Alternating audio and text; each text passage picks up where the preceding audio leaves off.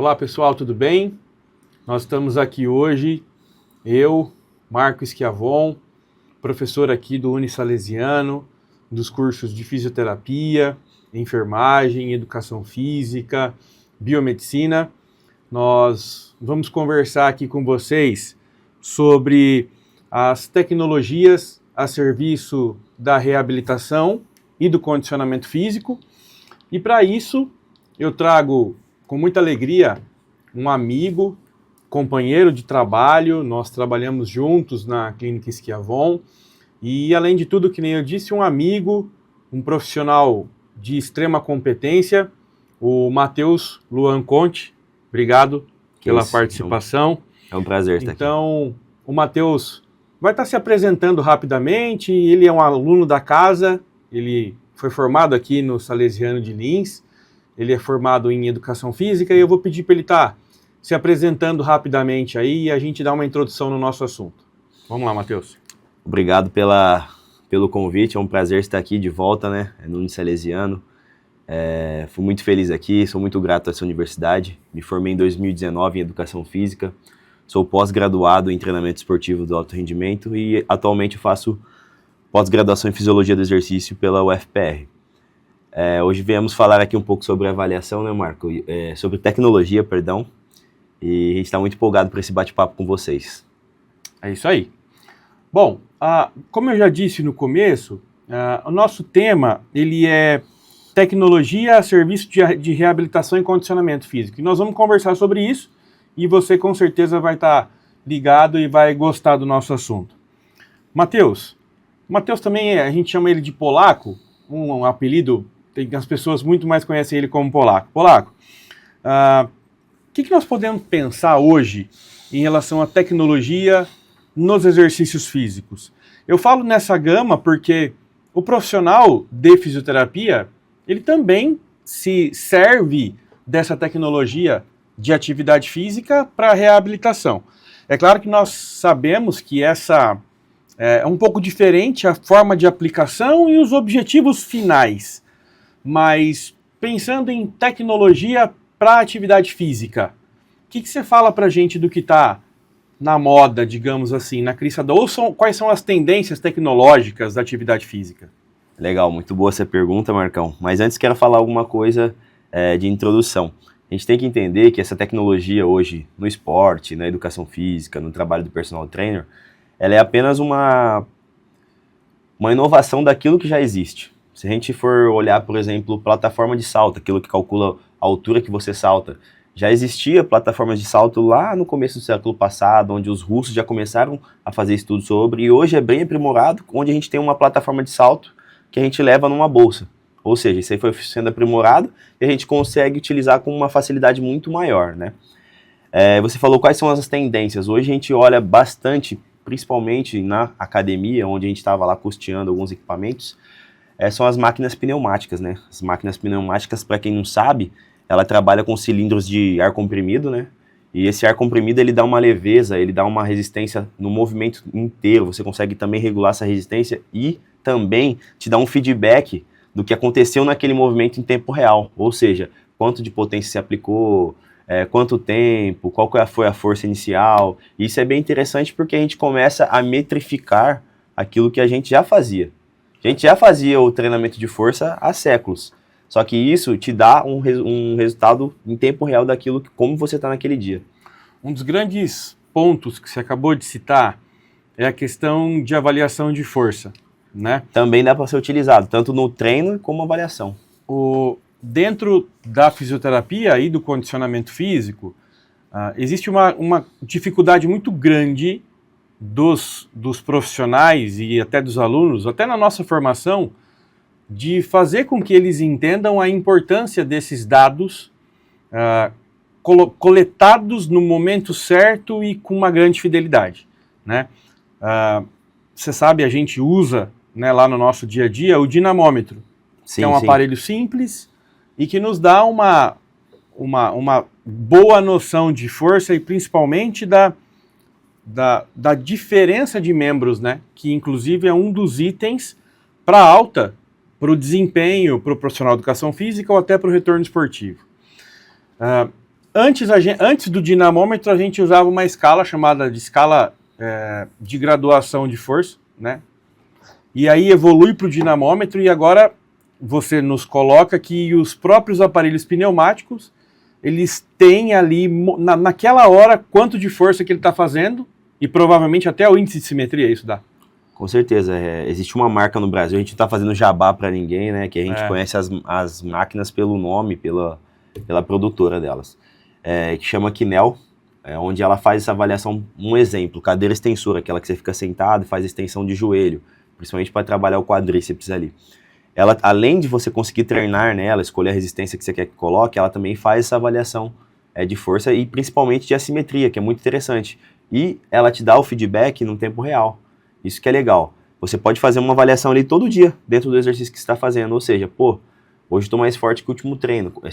A minha perna direita começou a melhorar de acordo com o que estava antes. Eu operei o meu joelho direito e ele estava muito mais fraco. Hoje eu consigo ver, cada treino após treino, que tem melhorado essa força. Por quê? Me dá em quanto de potência que eu estou fazendo, quanto a minha resistência dessa perna, e faz essa comparação no tempo automático. Você não precisa parar o seu trabalho, rascunhar aquilo, colocar no papel. Sem contar que possivelmente a gente consegue usar o resultado da sessão anterior e colocar como meta. Como meta. Né? Você vai precisar melhorar 5% desse resultado que foi o seu de ontem. Isso aí gera uma motivação no aluno, né? Talvez que ele consiga aquilo que talvez ele não se esforçasse o tanto quanto, né? Tá.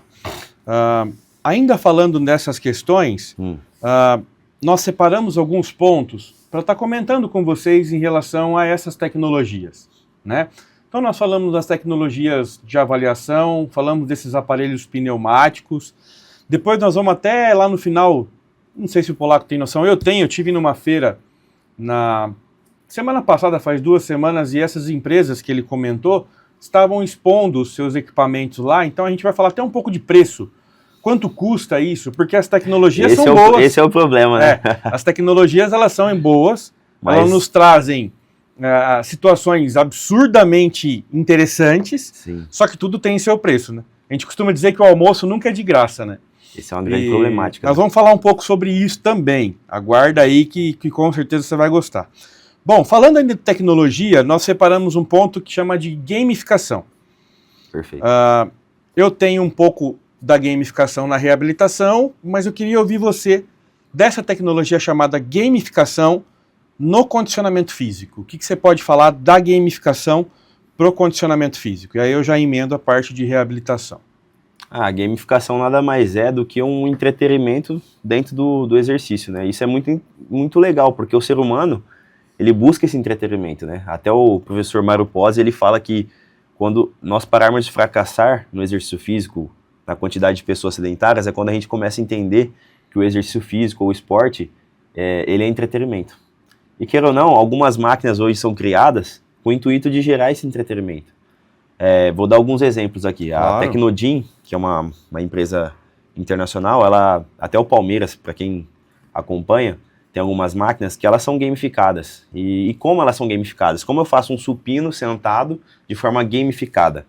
Por exemplo, eles colocam um monitor na frente do atleta e de acordo com o que o atleta faz naquela sessão também, de forma de avaliação, conforme ele aplica aquela força ali em 3 movimentos, por exemplo, o aparelho ele entende quanto de força e como você está recuperado naquela sessão e quanto você vai conseguir produzir de força. Porque ele já tem seus dados passados, já tem suas avaliações passadas, os seus treinos ali passados naquele arcabouço de dados, e isso ele consegue falar, hoje o Marco está um pouco cansado, então a gente vai fazer 3 séries de 10 a tantos % da carga máxima dele. E eu quero fazer 2 segundos na fase concêntrica, que é na fase que empurra, e 3 segundos na fase concêntrica. E como eu vou controlar isso sem ser o relógio? Eles colocam o monitor e eles colocam um caminho. E você vai esperando até chegar essa bolinha lá em cima do caminho e depois desce. E nisso você vai controlando no movimento. Isso que é interessante. E é como se fosse um joguinho, que você tem meta, você tem pontuação. Isso faz o atleta o quê? Ele esquecer às vezes que ele está fazendo aquele movimento, mas ele está fazendo aquele movimento. Você tira a atenção de um momento em que ele não está completamente apto ou 100%, né, através de uma ideia visual. Isso é legal porque o atleta normalmente ele não gosta de treinar, né? Esse tipo de treino, esse tipo de treino de força. A maioria dos atletas eles gostam do quê? Do futebol. Ele gosta de estar dentro do campo, Jogar bola, chutando bola. a bola. Ele não gosta de treinar força. Mas isso automaticamente o engana e ele consegue fazer o treino ali de acordo com o que o preparador físico quer no momento. Isso é legal também. Existem outras formas de gamificação. Tem um aplicativo que é de ciclista, de quem faz triatlon, já é um pouco antigo, legal, né? Chama Zwift. É onde a gamificação dele é onde você faz um treino de forma indoor ali no seu quarto com um notebook ou com uma TV. É conectado um Bluetooth nesse rolo, né? Para quem não sabe, o rolo é onde você coloca a bicicleta ali de forma indoor e pedala como se fosse na rua. São 2 rolos que ficam suspensos e aí você conecta a roda da frente aqui no cubo e aí você pedala no rolo, chama, né? E esse, não sei, um software, talvez, de forma online, ele cria provas online onde você quiser no mundo. Por exemplo, eu quero fazer uma prova X do Tour de France e tá lá, tem os dias das provas, das dificuldades, as subidas. A mesma subida, a altimetria que tá para eles lá vai aparecer no seu rolo, ou seja, você vai ter que fazer mais força, se for uma subida, se for uma descida, você consegue descansar. Isso é bem bacana que você faz de forma online com várias pessoas no mundo, como se fosse uma prova no Tour de France. O que acontece? É uma gamificação. A sua motivação ali dentro do quarto é grande, porque você está olhando para o monitor, está se imaginando naquele lugar, como os atletas fazem, você sente um deles sem estar indo lá na França, por exemplo. E o grande ponto disso é que você consegue comparar o seu resultado com um atleta, né? Então, em quanto tempo o fulano de tal fez isso e eu fiz em tanto a mais. Sim, a gente sabe que dentro da prova e a fadiga acumulada no Tour de France é gigantesca, mas isso faz bem pro ego daquele cara que não é atleta profissional, ele só quer pedalar, ele quer participar de uma prova ou outra, ou às vezes ele só quer curtir na casa dele e fazer um exercício físico para a sua saúde. Quando você falou desses equipamentos que tem, inclusive você citou o Palmeiras, acho que na CBF também tem alguma coisa disso, você citou de escolher tempo de fase concêntrica e fase excêntrica, né? Quando eu levo isso para reabilitação, é muito importante, porque a gente sabe que algumas adaptações, principalmente pós-lesão muscular, elas acontecem mais na fase excêntrica, a relação de mais força, a questão das adaptações das fibras musculares estarem melhor organizadas na fase excêntrica. Então isso é importante para a gente entender. Eu acho que essa questão da gente conseguir trabalhar o movimento excêntrico e a força excêntrica é essencial para a gente ter uma reabilitação mais efetiva e mais rápida também. A gente pode falar sobre isso, né? O que você me fala sobre isso, né? A gente realmente consegue controlar o tempo excêntrico de cada movimento nessas atividades? O que hoje, por exemplo, quando a gente não tem essas tecnologias, talvez fique um pouco mais complexo, né? A gente estimula a fase excêntrica, mas sem um controle exato disso, né? O que você consegue falar sobre isso? Bom, só conceituando um pouco o que é concêntrica e excêntrica, talvez tenha pessoas que não são da área do esporte ou da fisioterapia. Vamos fazer uma rosca direta, como fosse uma rosca direta para bíceps. A fase concêntrica é aquela que a gente vence a resistência e aproxima o peso do nosso eixo aqui. Ou seja, você está vencendo. E a fase excêntrica é aquela que você alonga o músculo e faz uma força para segurar esse músculo de forma mais informal, né? Sim. Mas a gente consegue sim, existe um equipamento também de flexão nórdica, tá? Flexão nórdica é você ajoelhado, um suporte segurando o seu tornozelo, e você tem que deixar o seu corpo cair em direção ao solo. Pra frente, né? E a força que você faz nesse equipamento, como se fosse algo que segurasse o seu tornozelo, gera também dados no seu notebook a respeito de quanto você está produzindo de força. Isso é bem interessante, porque ele vai calcular quanto você está conseguindo segurar, qual que é o torque, qual que é a potência ali daquele movimento. E você consegue calcular isso. Isso é interessante que gera dados, beleza? Mas é bem interessante a gente calcular o tempo de contração da fase excêntrica, muito, você disse, para prevenção de lesão, para gerar essa força maior do que o músculo pode suportar naquele movimento. Tanto que exercícios preventivos, né, para prevenção de lesões de membro inferior e cadeia posterior é a flexão nórdica, que o Matheus acabou de falar, e prevenção para adutores é o Copenhague, que que também é acaba sendo um exercício de uma certa forma excêntrico de adutores, né? Fizeram alguns estudos, se eu não me engano, na Dinamarca, na Noruega, saiu alguns estudos a respeito dos exercícios isométricos e excêntricos na prevenção de lesão, né? O que eles fizeram? Pegaram um N de atletas de futebol, que é onde ocorrem maiores índices de lesões de posterior de coxa e de adutores, e fizeram um grupo, treinou flexão nórdica, se eu não me engano, 2 vezes por semana, e Copenhagen, e o outro grupo não treinou. A incidência, se eu não me engano, faz um tempo que eu li esse artigo, é de mais de 50% de menor risco de lesão para aqueles que executaram esse exercício. Lógico, a gente sabe que é um exercício separado, tem outras formas de serem trabalhadas, mas isso nos mostra que o exercício excêntrico, o exercício isométrico, é positivo nessa prevenção de lesão. E tem se mudado muito esse conceito de prevenção de lesão, né? Saiu até uma revisão sistemática esses tempos, que mostrou que aquele atleta que tem mais força máxima, isométrica, excêntrica, fatalmente tem o menor risco de lesão, né? A gente antes achava que era aquele atleta que conseguia se equilibrar melhor, que fazia mais força em alguns grupamentos musculares específicos, mas não. Tanto essa força geral também, ela engloba essa prevenção de lesão. Sei que está fugindo um pouco do assunto. Não, mas é importante a gente falar. Mas é isso. E você consegue avaliar isso. Também usar tecnologia para avaliar isso. Os instrumentos de avaliação estão dentro dessas tecnologias. A gente tem, falando em força isométrica, a gente tem também os dinamômetros que a gente consegue fazer de forma isométrica, como, por exemplo, a força no meio da coxa, que isométrica mid thigh pull, que a gente coloca como se a gente fosse fazer um terra ali no meio da coxa, a gente faz essa força puxando da maior força que a gente consegue ali em 5, 6 segundos. A gente consegue usar a balança também, só que ela não tão precisa com uma tecnologia melhor, que é o dinamômetro. Então a gente consegue avaliar essa força isométrica. Quanto nossos treinos geraram resultado de forma isométrica. E o atleta, quando a gente sabe que o atleta que faz a força isométrica máxima numa magnitude maior, esse atleta é mais forte. Por quê? A maior força que a gente consegue produzir é de forma isométrica. Entendeu? A gente tá... alguns outros tópicos aqui, eu acho que a gente até já citou, eu só vou nomeá-los, que seria, nós falamos da gamificação. Um outro tópico seria a realidade virtual, e aí eu acho que você entrou nisso quando você falou desse software do Tour de France para fazer né?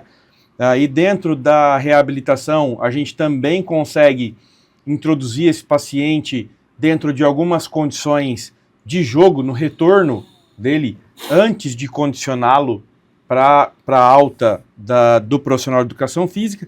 E um terceiro que você comentou também, mas acho que dá para a gente englobar um pouquinho mais essa tecnologia, seria o biofeedback, né?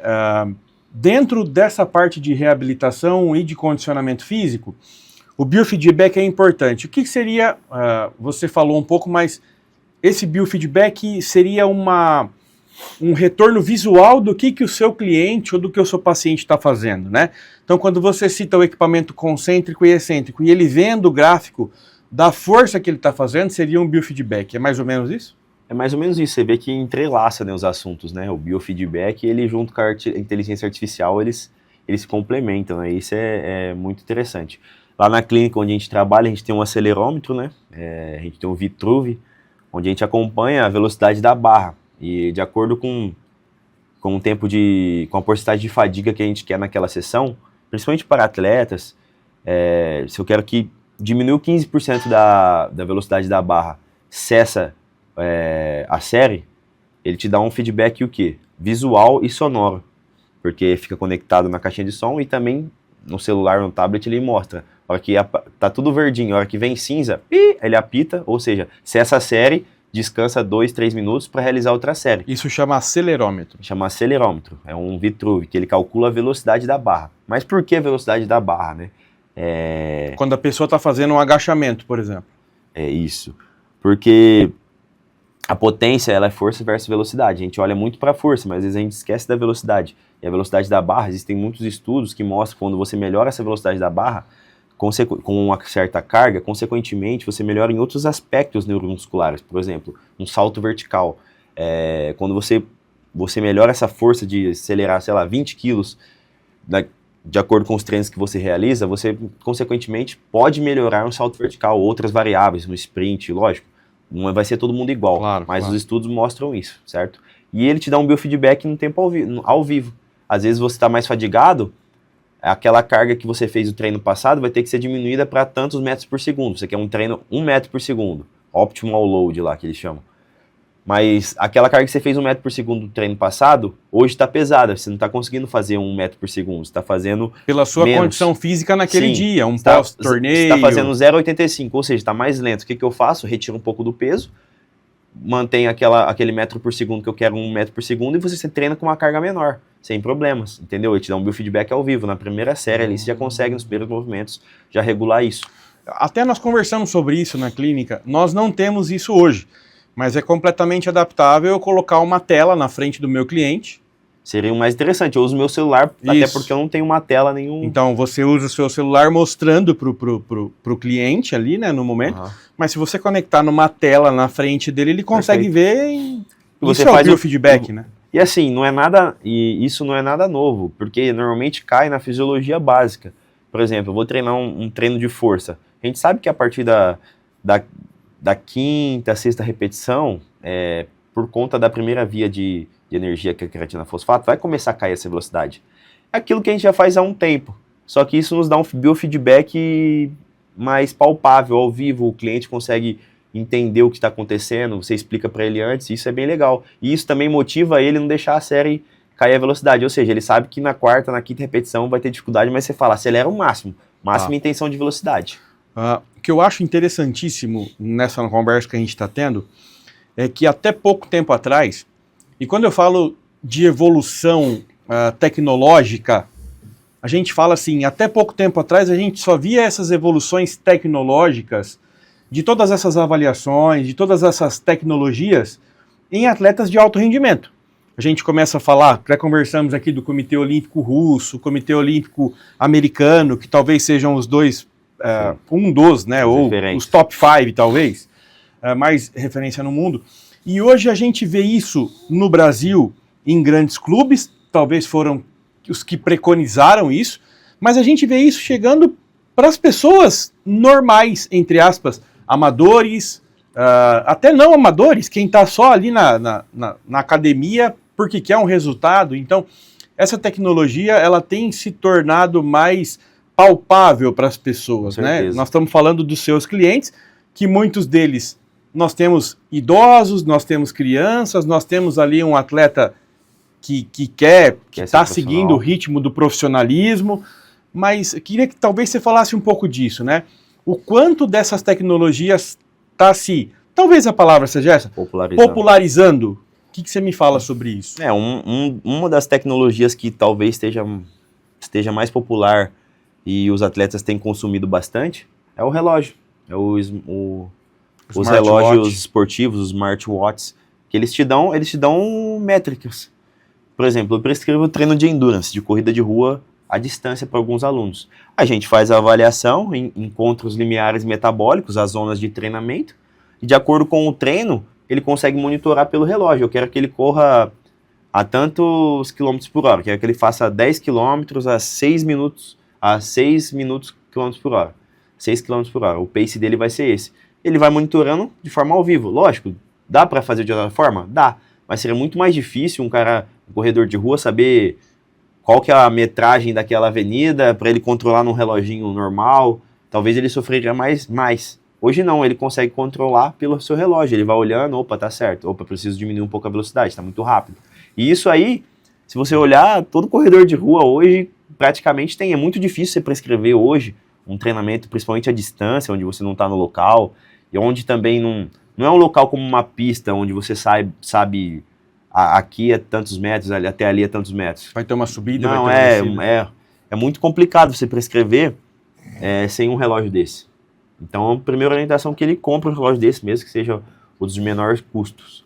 Isso é muito interessante, porque talvez há uns 15 anos atrás isso era muito difícil para todos os corredores.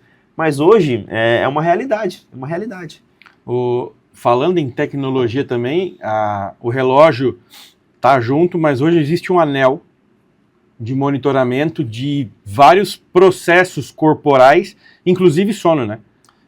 Hoje tem se dado muito atenção ao sono, né? Se você colocar numa pirâmide de recover, O sono é a base, né? É o que é o mais interessante. Recover seria o tempo de recuperação, tá? Às vezes nós temos alunos de primeiro ano, segundo. Recover é o tempo de recuperação. O cara fez uma atividade e ele precisa de uma recuperação. Esse é o recover. Sim, utilizam muitas técnicas para esse recover, mas às vezes não davam tanto atenção ao sono. E existem muitas pesquisas hoje que mostram que o sono é o principal fator para essa recuperação pós-treino, pós-jogo. Então, esse anel ele monitora o quê? A qualidade do seu sono, além do tempo de sono, né? Através da frequência cardíaca, provavelmente, ele consiga anotar quando você atinge o sono REM, quais são os seus ciclos do sono, sim, como foi seu sono, e nisso o profissional, o fisiologista, o médico, vê o que está acontecendo com aquele atleta. Às vezes ele está tendo muitas lesões, mas a hora que você olha, a qualidade do sono dele é baixa. Ele acorda todo dia para treinar e fala, pô, Marco, eu tô muito cansado. Talvez também a quantidade de sono dele não seja suficiente para ele naquele momento. Ele precisa dormir mais, ele precisa dormir com mais qualidade. E esse anel te dá esse feedback. Cada vez mais a gente percebe a individualidade dos processos, né? Nós temos ali, o ideal é dormir de 6 a 8 horas, mas tem pessoas que com menos. Então, cada um é né? A individualidade, a personificação das coisas. E é um negócio muito pequeno, né? Palpável. Você olhar um anelzinho, colocou uma tecnologia no dedo, absurda. Tecnologia. Bom, vamos falar então daquilo que nós começamos aqui, né? Existem tecnologias, tem questões maravilhosas, das quais nós comentamos um pouco aqui, o recovery também, muitas tecnologias, mas o quanto isso custa, né? Então, vamos entrar na parte de custo essas máquinas pneumáticas aí. Nós estamos em um momento de montagem de um novo local, de um novo centro que nós estamos desenvolvendo aqui na nossa cidade. Eu digo nós porque nós fazemos parte de uma equipe aqui, e a gente sabe o quão complexo é essa montagem, esses preços, essas máquinas pneumáticas principalmente, né? Então vamos começar pelo que foi citado, o Kinel, que é uma máquina extremamente inteligente, né? E até só pegando um gancho, a inteligência artificial ela entra nesses treinos de alguma forma, na elaboração dos treinos também, né? Antes de falar de custo, assim. Com certeza, a gente já começamos a aplicar, mas quando a gente tiver o nosso novo espaço, isso vai ser muito mais participativo, que é a inteligência artificial, com o software que foi adquirido, onde diante das avaliações, a gente vai sentar com o aluno, com o paciente e mostrar aquilo que a gente precisa melhorar, aquilo que ele precisa melhorar também, fazer a sua parte e tentar sempre estar evoluindo esse nosso aluno, esse nosso paciente, de acordo com o que ele necessita e qual é o seu objetivo, né? E tudo com um banco de dados que a inteligência artificial vai nos fornecer. Tá. Preço do Kinel, sabe? Cara, eu não sei muito. Se eu falar um número aqui, eu não sei se tá mais... Eu acho, se eu falar, vamos corrigir um ou outro aí, 450, 500 mil reais. Mais ou menos isso. R$500 mil numa máquina que nos dá tudo isso que nós falamos de tecnologia. Então ele nos dá gamificação, ele nos dá o biofeedback, ele nos dá fase concêntrica, excêntrica, onde nós conseguimos adotar ali, né, esse período de cada um. Então, vocês podem perceber que a tecnologia existe, mas ela não é tão barata, né? Uma outra tecnologia interessantíssima também, mas que não é acessível, seria o dinamômetro isoinercial, o dinamômetro dinâmico, né? Que a gente conhece aqui como Cybex ou como Biodex, que são nomes de marca. Uns 150 mil reais, mais ou menos. Começou em torno de 300 mil, hoje abaixa um pouco, né? Tudo muito vendido em dólar, o que se torna muito mais difícil para a gente ainda. As máquinas pneumáticas, que não são, vou falar que não tão caras quanto um Kinel ou um Biodex, o Kaiser. Dependendo do Kaiser, aquele mais famoso, que são uma polia com os braços, estão uma média de uns 75 mil reais. Isso. Na feira agora estava em promoção, 72 e pouco, né, em promoção. E a fabricação brasileira, né, da Arquimedes, acho que está em torno dos 50 mil. Esse Kaiser, ele não sei se ele é alemão. Eu acho que não sei. Da não Europa. sei se é austríaco, alemão. Uns 75, 80 mil. E o Brasil hoje desenvolve uma tecnologia parecida, né, que a gente ouve falar, que está em torno aí de 40, 50 mil reais, um pouco mais barato. Mas vejam, o que eu estou querendo dizer para vocês e talvez o que fique nessa conclusão final do que nós estamos falando é: as tecnologias existem, muitas delas já estão próximas da gente e palpáveis, tanto que nós falamos que muitas nós já utilizamos no nosso dia a dia, né? E talvez essas tecnologias lá atrás seriam praticamente impossíveis, né? Sim, com certeza. Como a gente estava conversando antes aqui, plataforma de força era algo que se tinha só no laboratório, acho que tinha que soterrar, tinha que estar no primeiro andar. Hoje existem plataformas de força de forma portátil. Ainda o preço é um pouco alto, se eu não me engano, uma faixa de uns 9, 10 mil dólares, essas portáteis, mas assim, ela é portátil. Daqui a um tempo ela vai ser mais barata e o profissional de educação física vai poder carregar ela como a gente carrega o tapete de salto, que só calcula a altura do salto, mas esse não calcula... Esse a gente tem. A gente tem, é o que a gente consegue ter hoje. Mas o professor Elinho sempre dizia uma coisa, que a gente tem que fazer o melhor com aquilo que a gente tem. É isso aí. Talvez nossa tecnologia seja uma fita métrica e o giz. Isso. Mas a gente tem que trabalhar. E não adianta nada também a gente ter todas essas tecnologias, mas a gente não souber o básico. Se nós, profissionais de educação física, não souberam o básico de treinamento, de fisiologia, de biomecânica, não vai adiantar nada na hora de aplicar o treinamento, porque você vai ter um monte de dados e você não sabe o que fazer com esses dados. Você não sabe nada de fisiologia, você não sabe nada de biomecânica. Então, assim... A grande ideia é, faça bem com o que você tem. Perfeito. Gradativamente você vai melhorando e essas tecnologias vão ficando mais palpáveis. Existem pessoas que elas são muito resistentes à tecnologia, né? Isso é um problema também. Elas são muito old school, né? No treinamento de força, se dizem assim. E, lógico, você consegue trabalhar sem essas tecnologias. As tecnologias só veio para facilitar aquilo que já existia. E até nós conversamos um pouco sobre isso, trazer mais fidelidade para os dados, né? Com certeza. E você mostra mais... te gera mais engajamento com os seus clientes, né? Mais fidelidade, que você disse, pô, olha, você mostra aquele painel dashboard bonito, legal. Dashboard, e isso enche o olho do nosso cliente. É. A gente não está enganando ninguém, a gente só está mostrando os dados daquilo que a gente já faz. Porque uma coisa que a gente aprende com o tempo é que as pessoas podem ser seus amigos, os seus clientes são seus amigos, mas eles são seus clientes.